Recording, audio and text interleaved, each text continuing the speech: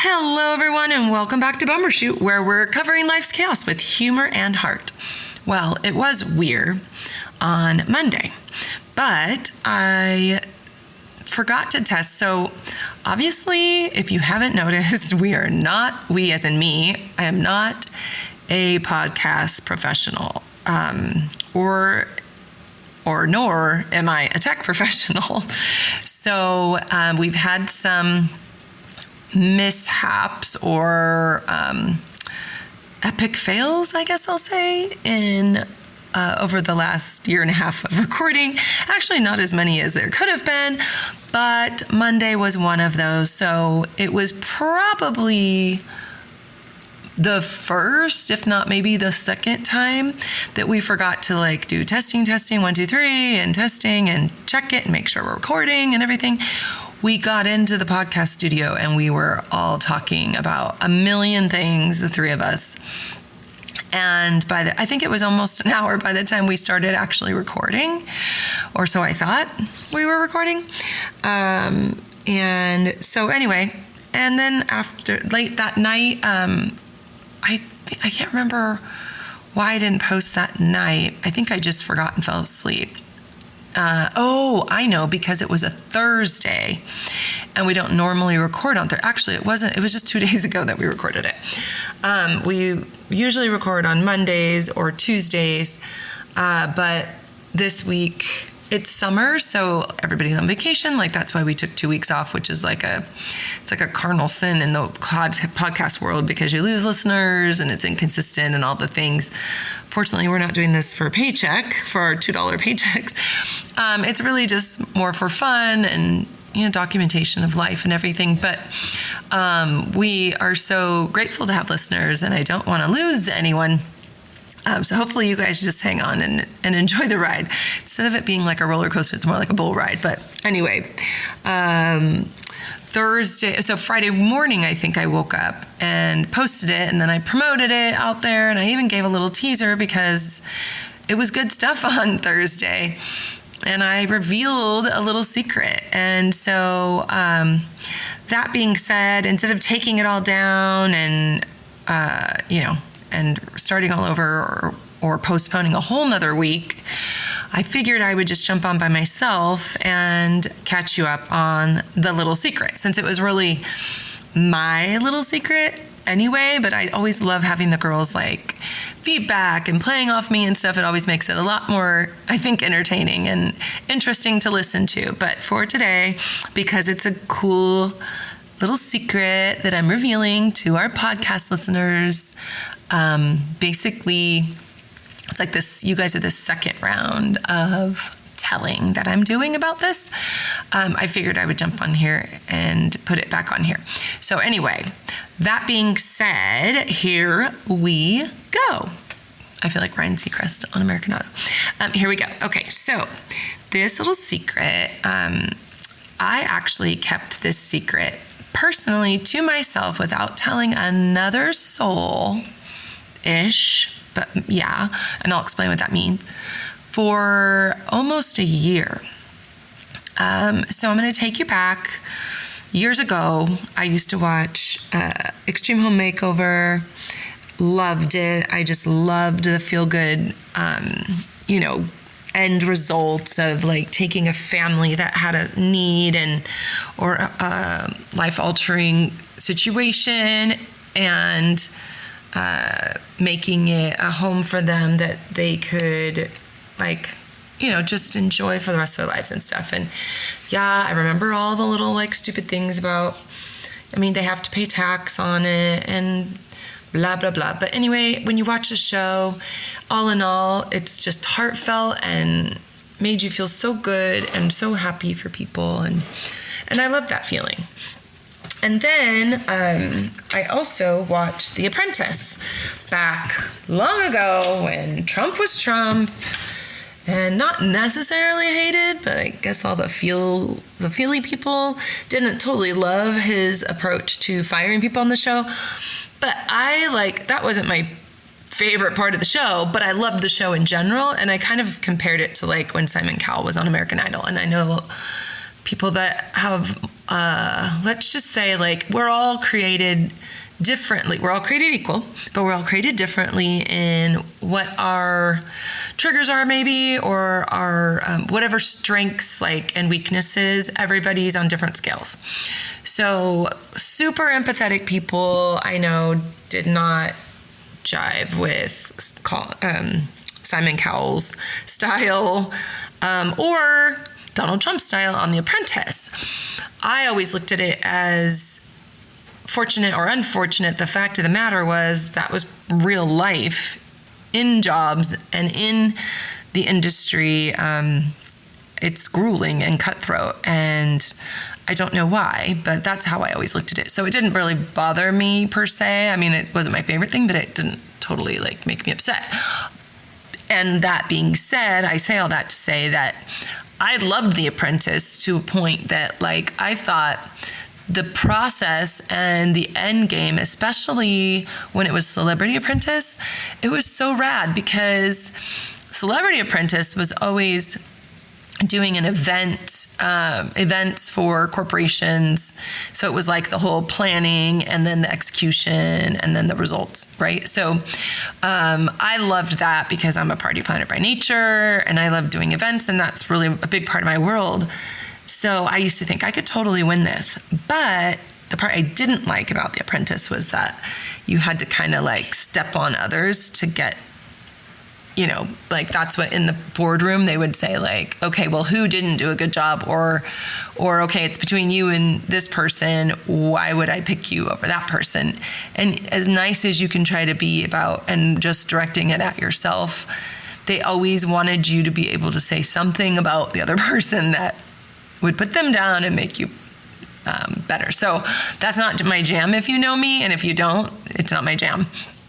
So that being said, I loved it overall, and always thought I could do it, except for that part of it. I was like, oh, I think I'd get fired because I wouldn't want to say something that was bad about somebody else. I can say the truth. I just don't want to fabricate the truth, or I don't know, just try hard to find something. I'd rather not. Anyway, all that. Fast forward. Also love Shark Tank. I just like all these positive endings. I'm American Idol lover. I just love the ending where somebody gets their dream come true, all that stuff. So all that feel-good television is what I am into and always have been. I like Hallmark over Lifetime, although I do watch Lifetime sometimes. I do have my guilty pleasure about the Bachelor, Bachelorette series, but all in all, it's because of the love story, and I try to imagine that they actually do like each other. You get my drift. I'm all about the feel-good, positive stuff, and I live that way as much as possible. I'm human, so I'm not perfect, but I try to find the good in people and in things, and I'm always looking to the bright side, is what I'll say. So back then, I was like, how cool would it be if there was a show about nonprofits specifically, and how, because it's always when we plan events, people don't consider what goes into planning, and they just consider themselves. And it's I don't know if I'm going to go yet, or I know I'm going to go, but I haven't got around to RSVPing yet, or, well, if I find an outfit, I'll RSVP, or if so-and-so goes, then I'll RSVP. But people lag on RSVPing literally till the week of, even with our big Stars of the Valley event. It can be quite, I will say, less than frustrating, or more than frustrating. It's more stressful, because you've got to turn in numbers. You've got to plan for a certain amount of people. If you're ordering things, you have to order the right amount. You don't want to order too much. So, and then with the nonprofit, especially, well, actually, if you're using your own money or nonprofit money, either way, there's a lot of waste when people either RSVP and don't come, or don't RSVP and you have to figure more, and then people don't come. Anyway, it's a lot. And that is why I was like, wouldn't it be cool if we could do a show where you followed the nonprofit, and of course I was like wanting to do charity for charity. You followed the nonprofit in all the preparation, all the meetings, all the planning, all the sacrifice, all of the guessing, through to the RSVP collecting and the donation collecting, because that's always hard too. Like, people know you need it, but until you ask them directly, they don't think to offer it up all the time. And I'm not a good asker of money or things. I'm a good asker to tell you should come, because I know it's going to be a good time. But anyway, so I thought this should just be so cool. And then people could see the actual event play out, and then all the lives touched by what that did. So the end game would be the beneficiaries and how it blessed their life. And, and then it would be cool because we could go to the next charity and do it for them, and so on and so forth. And I was like, I could be the host and this would be cool. But it was totally just in my head, and it was not anything I pursued, acted on, anything. And that was years ago. I'm talking like 10, 15 years ago. So kind of left that there. And, it's crossed my mind a couple times over the years, but nothing active. So fast forward to last year in, I can't remember I think it was when we were there in August. So yeah, it hasn't been quite a year, but it's been almost a year. Oh yeah, so March, sorry. So March wasn't. I was thinking that I woke up last year with this concept in my April trip, but I think it was my August trip. So it hasn't quite been a year. So, but still, a long time, a few months for not saying anything at all is huge, especially for me, because I'm an open book. I talk through everything. So it's crazy that I was able to do that long. But anyway, last year in August in Italy, fell asleep, completely was awoken in the middle of the night, awoken. Not a doubt in my mind that God woke me up. And I'll tell you, because he did the same thing with two other things. The first one I can't remember, but the second one was the Wow Fest, the Way Out West Fest that charity hosts. We're coming up on our 5th year this year, and it's growing every year. So it was another one of those things that God woke me up with in the middle of a sleep. So God wakes me up in the middle of a sleep in Italy with this concept, this show concept. Not kidding. And he gave me the main characters, just know moving forward, the main people, but I call them characters because it's still a show. So the main characters were in my head and the whole show concept. And I got up in the middle of the night, pulled my computer out and started typing everything that was in my head, getting it out into my computer. Got everything out I could possibly get out. I shut my computer, went back to sleep. I was so excited to wake up the next morning that I woke up. And the fun thing about Italy is that I get to wake up and I get my mornings of just chilling in bed. Usually we're not in a rush to get up and get going. Usually wake up kind of late morning. Alex is out working, has been up probably for 5 hours already. But he really just lets me and the kids chill as long as we want to. So I woke up, pulled my computer out again, reviewed the whole thing, and started putting it in order. And then I was like, it's me and 3 other friends, so I needed to at least ask them, hey, I have a concept. Would you be interested if this went anywhere? And I said interested and willing, by the way, because one more willing than interested. But anyway, I messaged them all from Italy, and within 24 hours, they all said yes. I don't even know if they really knew what they were saying yes to completely, but funny enough, I left it there. I didn't even bring it up to any of them again for a while. I spent the rest of the time in Italy. I came home, and just so you know, I wasn't diligently working on this, but this kept popping into my head, more things, more ideas, and I just kept putting it down.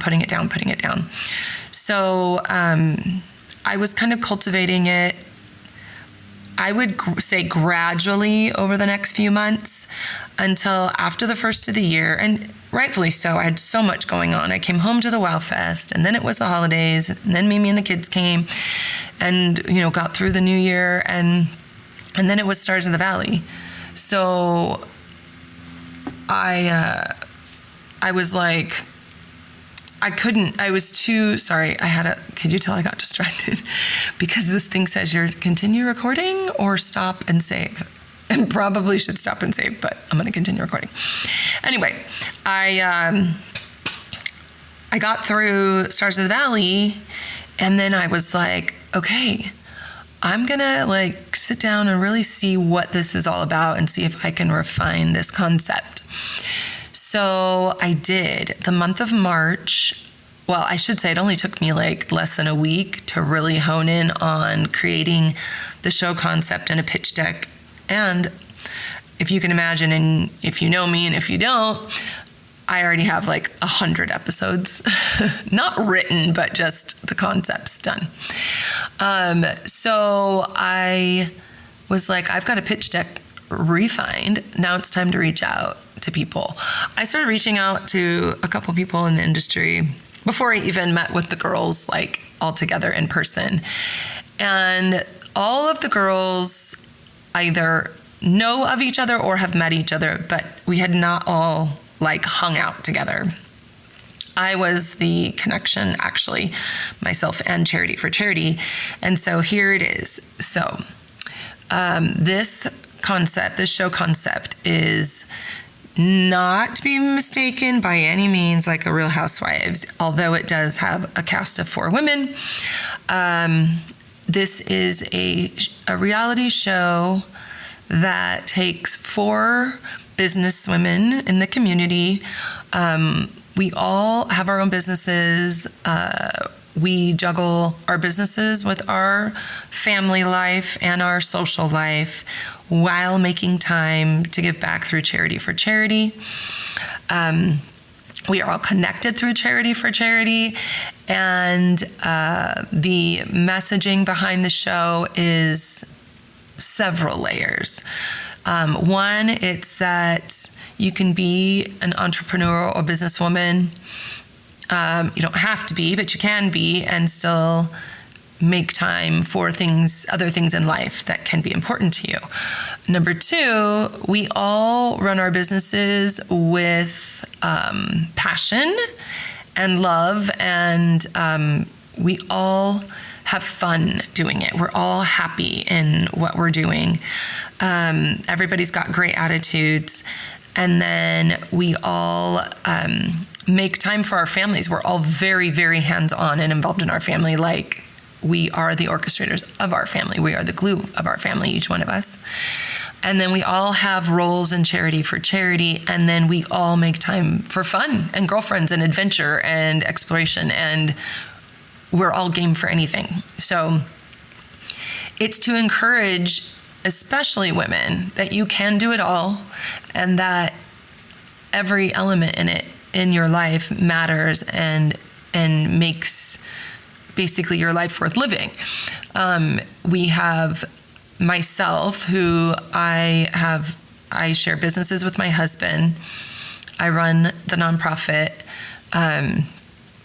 and I am actively hands-on in the back of the house of our businesses, but front of the house when it comes to our winery. So winery owner, and let's see, and I'll say, and friend director. I'm the director of all the friend stuff. So I'm the one that makes all the plans and coordinates everything. So that's all my roles. I am hands-on with my boys, always have been, was president of football, and really still, although I have adult children, they're very much we're all best friends. So hands-on with that. Brandy Newman. Brandy is the owner of the Stampede in Temecula and Old Town Ranch, where we have the Way Out West Fest. She also took a craft of her own. She decorated a cowboy hat for herself, and it became an exploding business. So that's kind of new for her since like the beginning of the year.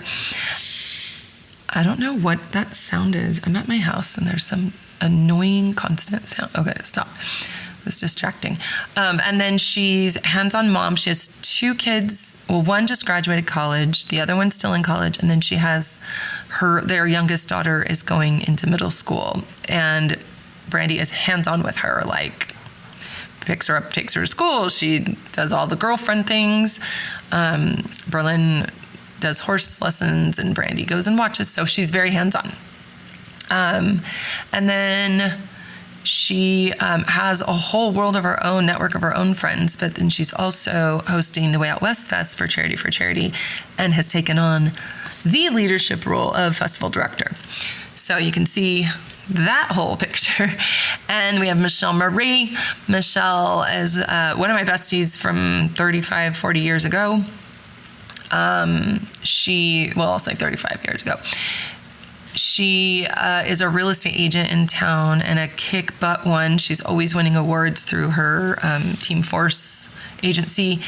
And she works 24/7. In fact, it's a joke between her and Allison, the trio of us, and I, that Allison's always like, Michelle, be present, because she works nonstop.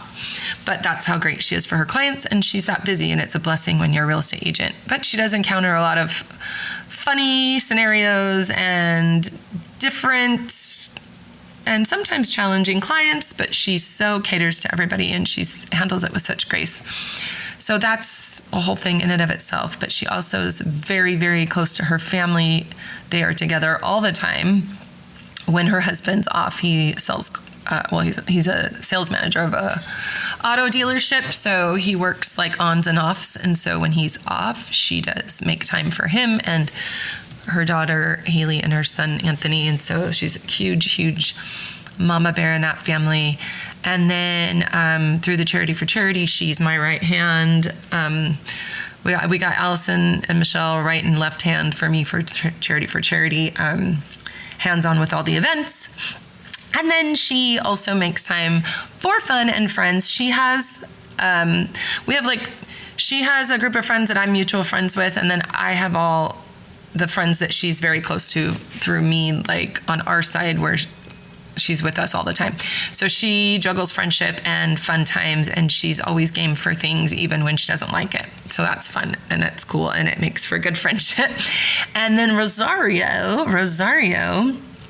is, she is a permanent brow tattoo artist. That is her business. She has a salon in the back of a tattoo shop, which is super cool. Rosario is one of the Charity for Charity beneficiary moms. Maddox is her son. So she's a special needs mom who puts mothering and wifing first above everything else. And it is a hands-on job more than the rest of us when you have special needs kid. And you probably realize that if you're in the world. She does it with grace, and she's amazing. But she also works full time. And her husband does as well. And they allow for each other to have not only family time, but they also have their own time. Her husband races motorcycles, and she does Pilates and very fitness and health oriented. And so that's a big part of her world that makes her even more unique in her own way than the rest of us girls. Michelle knows a lot about health and well-being. I would say they're both the fitness nuts, but all three of those girls work out. I do not, so I'm the lazy one in the group. But and Rosario being a mom of one of the beneficiaries is her connection with Charity for Charity. And so we are all very unique, very different personalities. Brandy's from Arkansas. She's a self-proclaimed redneck. Rosaria's the youngest. She's got a little, she has kind of a little Valley girl accent. I don't know if I've ever told you that, but it's true. She kind of has like a cute little, she's younger. So, you know how there's different, I grew up in the 80s, so I still say rad. Michelle's right behind me, so she probably falls into my category, and I think Brandy does too. But I think it goes me, Michelle, Brandy, Rosario, and Age. So anyway, we just have all come together. I did end up pitching to one of our friends in LA. And so I got to kind of, like, long story short, this finally came to be all on paper. I decided to start sharing it. I got with, so this is a fun thing. So my attorney that I've known forever, he's kind of like a friend through the community first, and then he started representing on certain little things with the business. And then somebody asked me about family law. So I asked him if he knew anyone. He said, I can do it. So I knew he did family law, and I know he did business law. I ran into him in April, I want to say, or maybe in March. No, I'm sorry. Yeah, it might have been the end of February, beginning of March. I ran into him, still hadn't told anybody else about it. The girls hadn't heard any more about it. And I'm sitting next to Brad by chance at one of our bars in Old Town. And we got to talking, and whatever the conversation was led to him saying, no, yeah, I do other laws too, not just business and family. So he started listing them, like he does like 5 different laws. And the last one he said was entertainment law. And I was like, shut up, you do entertainment law? And he's like, yeah.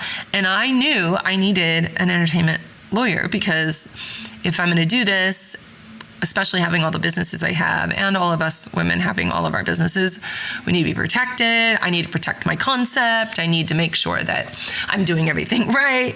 So I was like, oh my gosh. So I basically just back pocketed that and was like, I'm going to remember that. And he kind of laughed. So anyway, yeah, I was heading out to Florida for my uncle's birthday in March. Yeah, it was before then, because then I was going to the airport and I had contacted this friend in LA, and I was like, well, when I get back, I'm gonna meet with him. So I have to have a non-disclosure agreement. I need something to protect my concept, blah, blah, blah. So I called Brad. I remember I was at the parking garage and I said, Brad, he's like, what? I go, I have something. I have an idea. And he's like, oh gosh, what now, Charity? And I'm like, well, now he does pro bono work for charity. So he gives to the organization through his services, which has been such a blessing. So anyway, I start telling him about the concept, and he's like, oh girl, okay, this is a whole nother world than you have been in. And I said, I know, that's why I need you to protect me. So he's like, yes, you do. So I line him up, and then I go on my little vacation, I make my appointments, and then I tell the girls, I'm like, okay, we have a meeting in a couple weeks with a friend from LA. We should probably get together and all really know each other before we have this appointment. So, and I said, that way I can tell you guys what the show's about and blah, blah, blah. So they were super, super cool and rallied. We got together. I filled them in on the pitch deck. I said, are you guys in agreement? Do you like this? How do you feel about it? They all agreed. They all said it sounds good. And then I said, another way God has prepared me, and this is just another step in this direction. It's all these little things, and you're going to see a big wow very soon here in this story. Another way God kind of prepared me in this direction was, if you know me, you know that I do care what people think of me, and I do care what people say about me. And when it's not true, it hurts my feelings. And typically, the negative is not true. I mean, I can't think of a scenario that a negative is true, except for possibly my perspective versus someone else's perspective of a scenario or what I said or whatever. But always, if I get the opportunity to clarify, I'm never coming from ill intent or a bad place. I don't always get the opportunity to clarify, and that's when people avoid confronting me and just talk. But that hasn't happened very often over the years.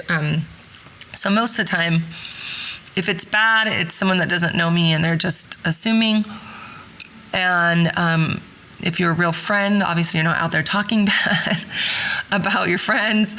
So you get my drift anyway. But through being known in the community all these years. And, it's just kind of what do they say, the nature of the beast. When you are known, people talk about you. You're just a target because there's just not nice people in the world. And it sucks. It really sucks. So there has been times because of our restaurant and the people know us through our restaurants now. But even in the early days when we only had Gourmet Italia, rumors would spread. People would assume because Alex was flirtatious or because I was out to lunch with a friend that I knew since freaking second grade. People like to spread rumors. And so they don't get to the bottom of it before they post it or say it.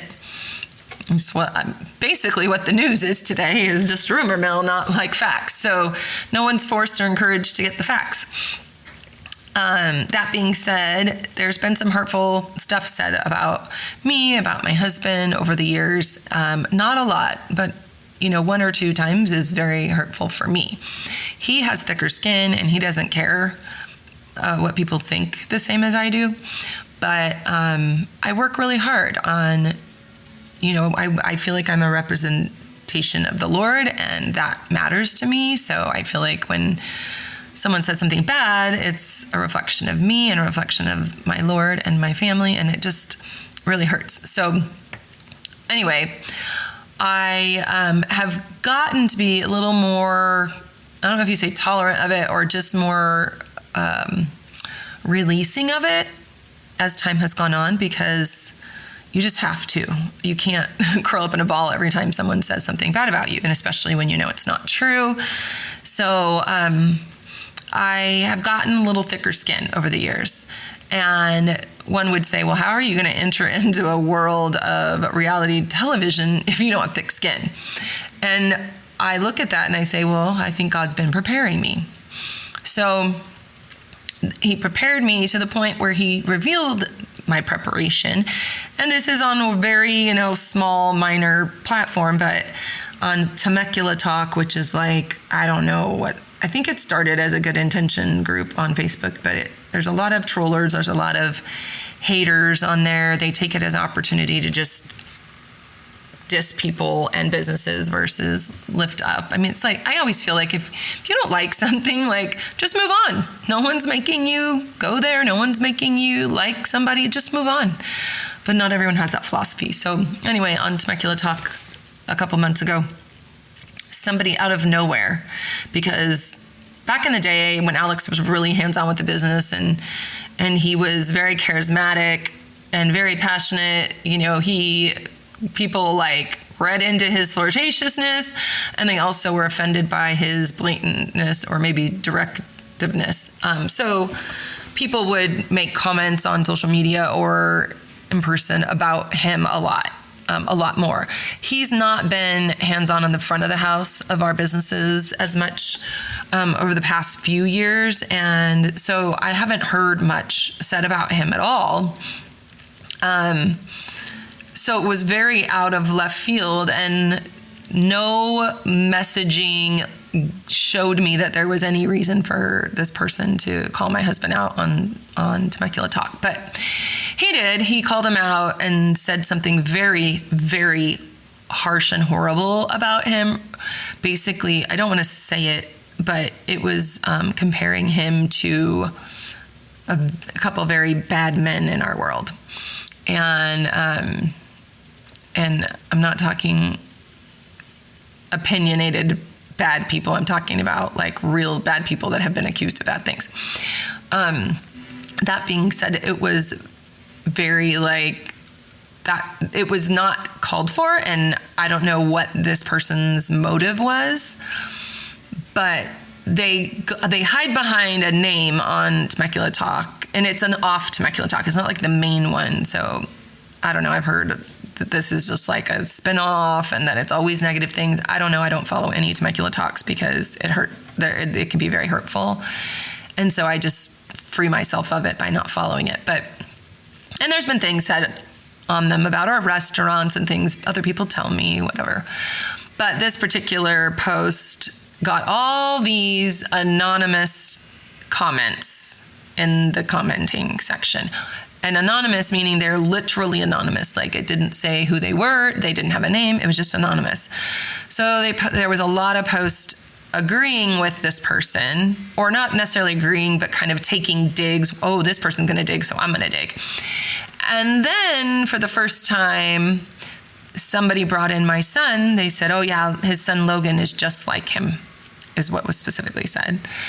And then a few comments down, oh, his wife Charity knows, but she doesn't do anything about it, which is also very hurtful if you internalize that, and not true. So it was, but my messaging to you is it was the first time that I saw or heard, actually someone read it to me, what was said about my husband, and now in this case, my son and me, and I didn't internalize it. Like not even for a split second. I was just like, well, that's rude and that's mean, but there's no credit behind it, so I'm not even going to care about it. It eventually meaning very quickly, it got taken down and reported, because it's defamation, and you can pursue defamation. It's just not worth it, especially on social media. It's ridiculous. So trust, there was a minute that, especially our business manager was so mad. She's like, we gotta sue for defamation. And so Brad's like, it's not worth it. Don't even do it. And they took it down. So whatever. So anyway, but my point being that it was the first time that I didn't internalize it, and I actually knew how to handle that. And so it was a message to me afterwards. I kind of reflected on it, was like, wow. As I was telling the girls that day that we first all met, and I showed them everything, I said, you guys, you have to know that we're going to become targets, because unfortunately society supports and encourages just taking out people that get next level notoriety or whatever. If you end up on TV, or you end up as an influencer, or in movies, or on a field, or in a court, or on a rink, or on a stage, for some reason people feel like they have to tear you down, break you down, destroy you, bring out all your skeletons from your past, because of course they don't have any, and they are perfect. So they're just going to show you how you should be like them. Yeah, it's really ugly, and it's probably the ugliest part of the human race, is the need to take each other out. I just don't get it. My mom raised me to have compassion on those people, because she would say they're jealous or envious, or they have something going on in their life that they have to turn it onto you and blah, blah, blah. And I'm not saying that's not true. And it really helped me through my life in a lot of ways to look at others like that and to not take it personally. It totally would affect me, but I wouldn't lash out or want vengeance on someone else because of it. I still feel like that, but I also feel like we've come to a place where it's okay to call people out when they're not nice or they're not truthful. Caitlin Brown just did that over Kane Brown getting hit in the head with a golf ball. They had haters. It's just disgusting. So let's not be a part of that group, guys. Anyway, but we know that we're going to face it, because unfortunately it's the way it is. So I brought it up to everybody. Brandy's not a stranger to it with her platform, and Rosario the same. Rosario has over 16,000 followers on social media, and her special needs son, who's only 11, gets haters, and she does over it. So she said, oh, trust me, I already deal with it, so I'm not a stranger to it, which is disgusting. It's more disgusting than them hating on me or Alex or Logan, but hating on Maddox, this little innocent boy who didn't ask for this, who has such great spirit and love in his heart and wouldn't hurt a soul or fly, and someone has the nerve to have something negative to say. It's just horrendous. We need to pray for these people. But anyway, so all that, I say that a lot, all that to say, we all were like, we understand what we're getting into. But my last point of that messaging is, we can't be afraid to do good or to do the right thing because we're afraid the enemy is going to attack. And the enemy through maybe our peers, maybe our citizens, our community, maybe, fellow Americans, whatever it is, the enemy don't like when we're doing good. And so he's going to attack, and he's going to use whoever's willing to do the attacking. So I can't let it prevent me from what I feel like God's leading me to do. And especially with our messaging, I'm not doing this for my personal gain. I'm doing it because here's the thing. I was born to do this, to do everything I'm doing. I was born to do. From a very young age, I was performing. I was in front of people. I love bringing people together. I love making people laugh and feel good. It's who I was born to be. I always thought I was going to be an actress when I was little. And if you've listened for a long time, you know that was part of what I thought was my destiny. And then I was not willing to sacrifice what it takes. And I feel like God just really saved me from getting wrapped into that world young, because we've seen the results of a lot of youth who get into the business and they just get broken and destroyed and attacked. And some of them don't make it out. Not even alive, but even like without drugs or jail or, we know all the stories.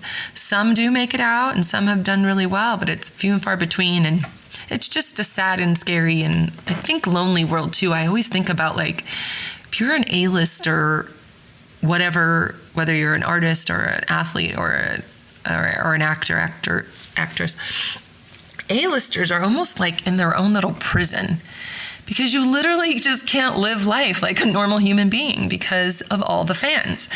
And I've always gone back and forth with that, because fans are how you are who you are and made it and have all your money and all of your fame and fortune and all of the things. You should make time for your fans, but then you would never get anything done. You never go anywhere. So it is a fine line between that, appreciating and allowing your fans in, but then there's also crazy, freaky fans or obsessive people. So it's a whole prison if you look at it in a way that I see it sometimes. And I'm like, gosh, God, thank you for saving me from that, because that's not what I would want. And I'm very, very happy in my world here in Temecula, and this is my home and my safe space. So with that, looking at this reality show, I know I'm exposing and opening that world up, but it keeps us here in Temecula. It keeps us grounded in our home and in our roots and with the people that have loved us long before any of this could be. And so I think God's timing is perfect timing, and his mission for this, it took it from being my soul's desire to be an actress to today taking my strengths and the gifts that he gave me in that realm and using it for his glory. And so I got to the point after, so we met with the LA guys. The meeting was great. It really got us. We did location spots and we got it out and about, and we talked about this together. Our chemistry, the four of us girls' chemistry, is God ordained. It's awesome. We all just merge and blend so good. It's amazing. And it was a good day. A week later, I hear from one of the guys what I thought that meeting's purpose was. Turned out that it wasn't really, or maybe it started as that and it didn't end up being that. But whatever the case, the gentleman that I talked to, his messaging was, this is not going to be our investment, but we believe in it, and you need to get it to a sizzle reel place. The man he was representing was retired from the business, so he was never coming out to invest in a project. And I thought maybe that's what it was, but it wasn't. I really don't know why, but nonetheless, it was God's reasoning why, less than these guys knew why they were coming out. I think God put that in my path to take me to the next step, and that's what it did. So I'm going to cut out some of the other little things. I'm going to take you to the point where I was at a place where I needed a sizzle reel, mini pilot or sizzle reel.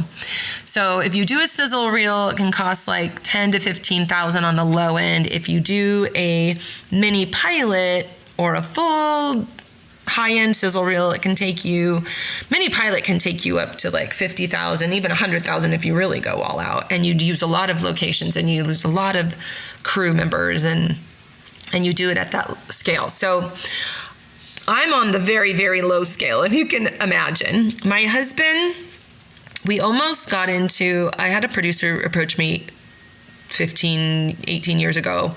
Yeah, probably 18 years ago.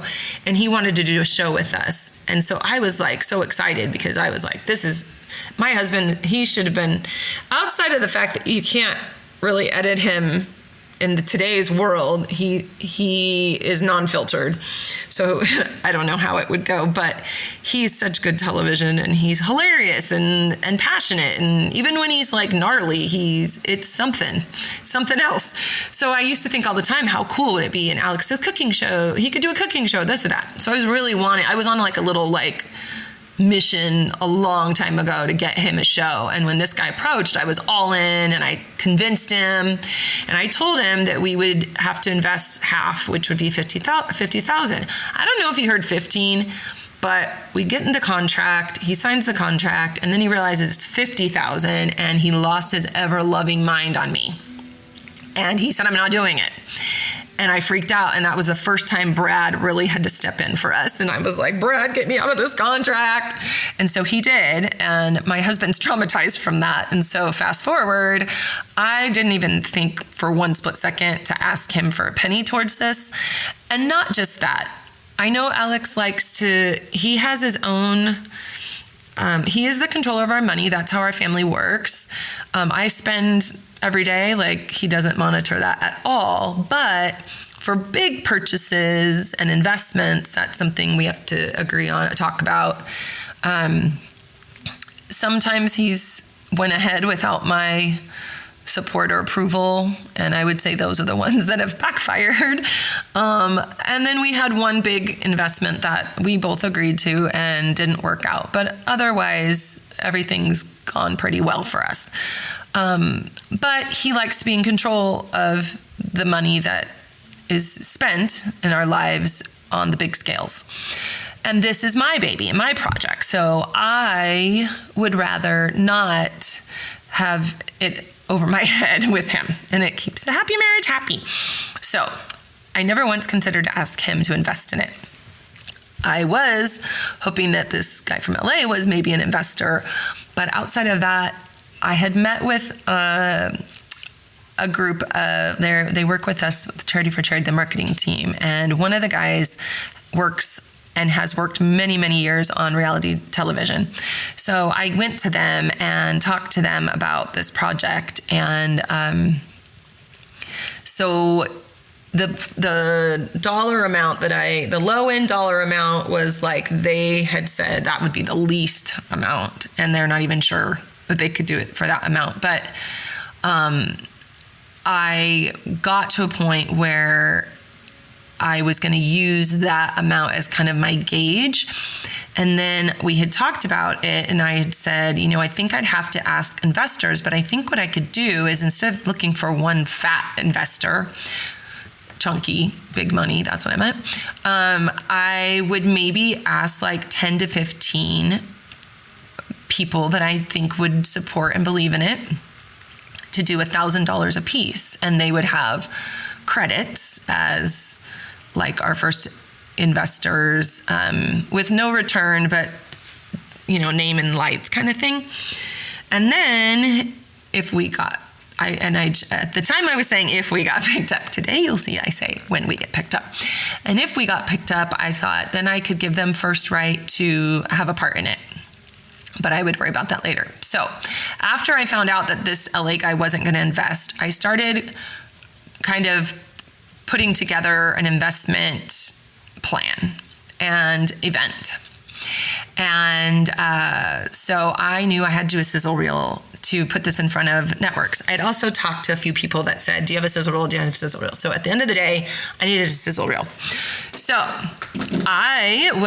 it was my birthday weekend. My birthday's May 2nd. So it was a couple days before my birthday weekend.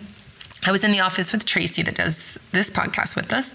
And I was telling her where we were at with it all. She was like, how did the LA meeting go? Blah, blah, blah. And I said, well, it looks like I have to do a sizzle reel. I said, but I'm going to need like minimum $10,000. And so she goes, well, aren't you going to Pechanga tomorrow? You could win it there. And I was like, oh yeah, let me just win it there. And she's like, well, remember you were in Vegas and you won $2,700. I'm like, yeah, but that was like, usually I put money in a slot machine. It sucks it out of me. And that day I literally wasn't trying. I went down, I was waiting for Luca to come down the elevator. I sat down, put $20 in. I can't even tell you how I hit it, but it was on Frankenstein and I hit $2,700. But that's not, I don't gamble like that. I like to play tables like cards, but I don't do that. So I said, yeah, let me just win it tomorrow, Tracy. And then she's like, well, yeah. So next day, I'm meeting my mom, who does gamble, for lunch, for my birthday lunch. And then Tracy and Rhonda and the guys were going to meet us for dinner. And they all gamble. So I was like, let's just do it all day at Pechanga. That'll be great. So I meet my mom. She surprises me with my sister. My aunt's there. Brandy and I go to the car to take my gifts so I don't have to carry them around. And we were coming back in. I was telling Brandy, catching her up on the meeting with the LA guy and how I have to do a sizzle reel. And I was walking in Pechanga and I'm like, all right, I just need to win $10,000, right? That's no big deal, not a big ask. And Brandy's like, of course not. Sure. Just go in and win it. So I'm like, yeah. And we go in and then we go to lunch and then Brandy doesn't stay for gambling. So she leaves. So my mom and my aunt and I go over to the machines and $100 on Frankenstein sucked 5 seconds. I go over to this like spicy Mexican taco game and it sucks my money there. So then I'm like, I'm gonna go in the like high roller room to the video poker and I play jacks or better. And that I can play on. So usually what I'll do is I'll sit like at the bar, have a little drink, and then I'll play video poker and I can just sit there and play. And that's fun for me. Am I winning big? No. Am I losing big? No. So if I'm not at a card table, that's what I do. So I went over to my video, and I always play the same one at Pechanga, which don't get me wrong, I barely ever go there for gambling, but when I do, this is where I go. So I put in my 100 and all the machines next to me were empty. I'm playing and I'm up. I think I was up about 400 at a certain point. And I'm having fun. Like I'm playing, I'm up. I went down to 200, then I was back up a little bit. And then this lady comes and sits at the machine right next to me. And I'm like, okay. And I'm thinking there's a whole row of machines. But like everyone says, maybe it was her machine that she always sits at. She starts playing Keno with the volume up.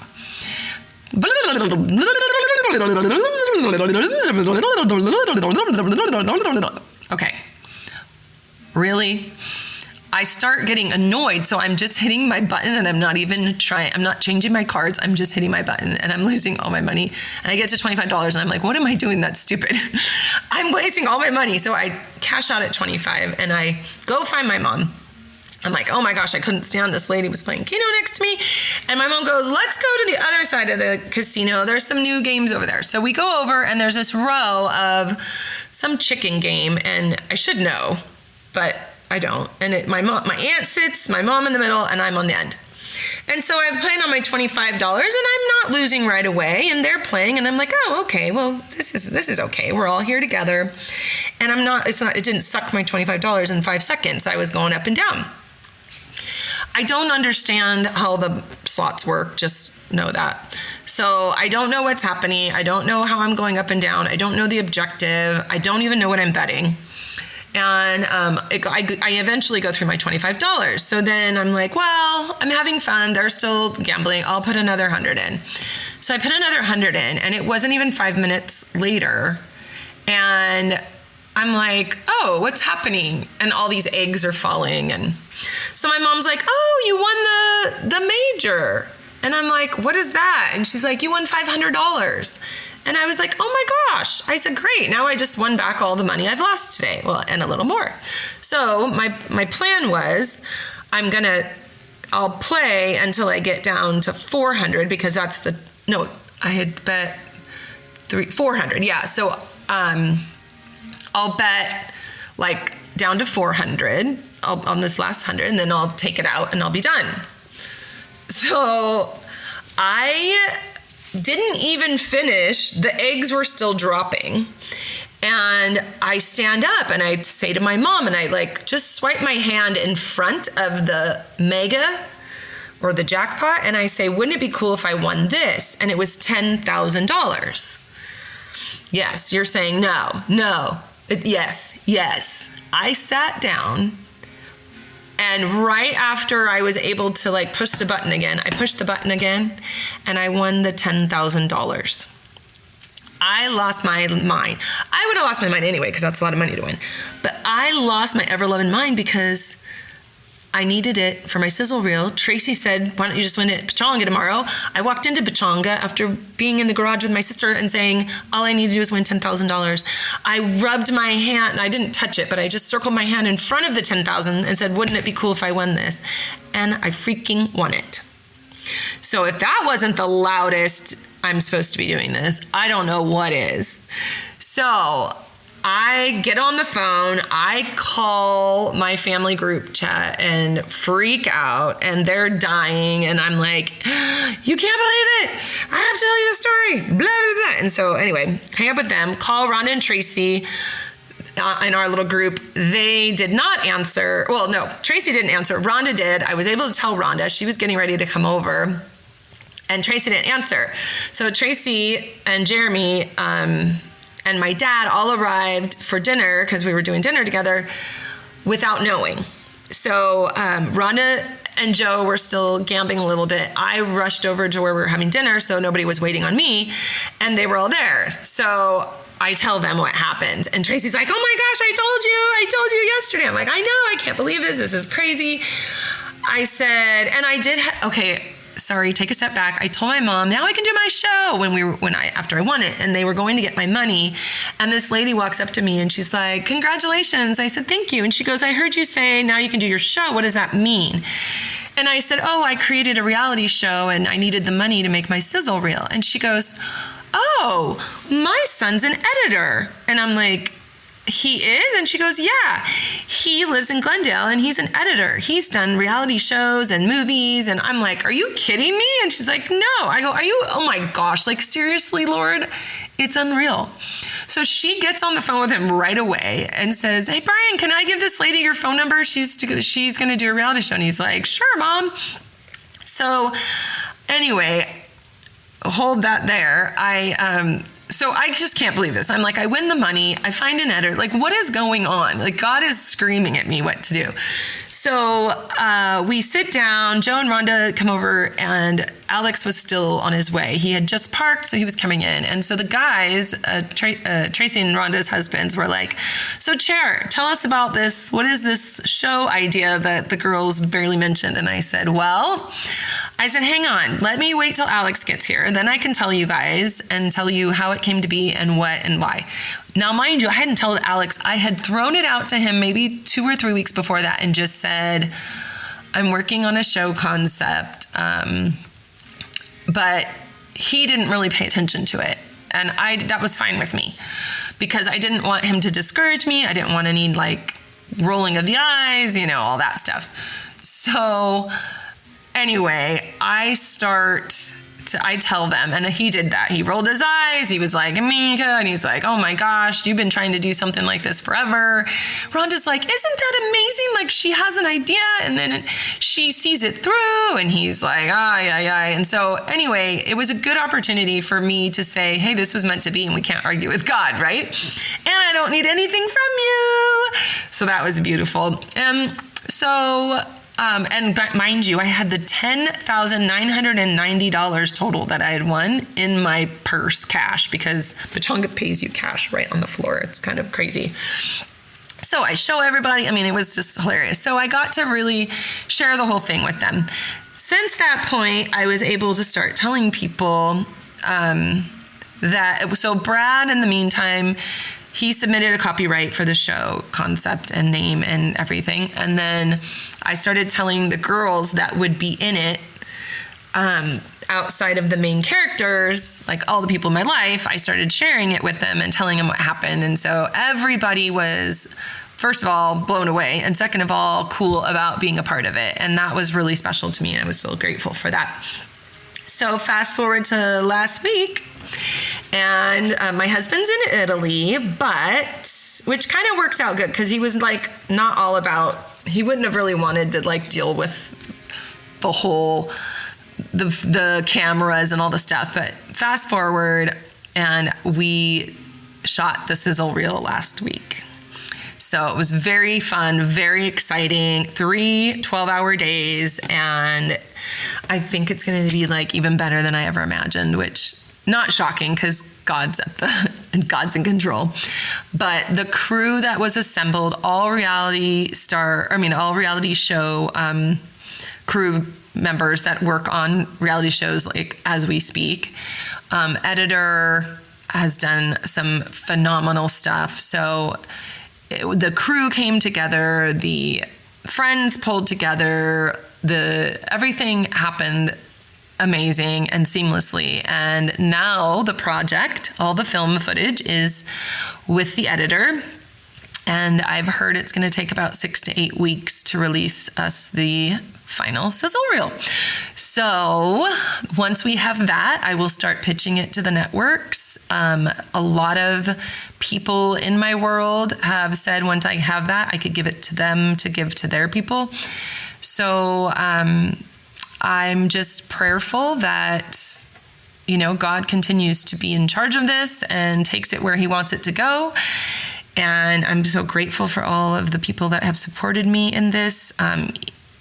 As quick and fast as this all came together, it's just been amazing. So you are the first to hear outside of those that have been hands-on involved in it. So, but I'm not posting it to the world yet. I'm still keeping it on kind of like a one-on-one basis until the sizzle reel is done and I can finally start promoting and announcing it. So keep it semi under wraps, but just know that we have Uncorked Society coming to you from Temecula, California soon. All right, thanks for listening. That's not all. We will be back next week with our friend Kam Uli as we continue in our friendship series. Thanks so much for listening. Don't forget to follow us, subscribe where you listen to your favorite podcasts. Bye.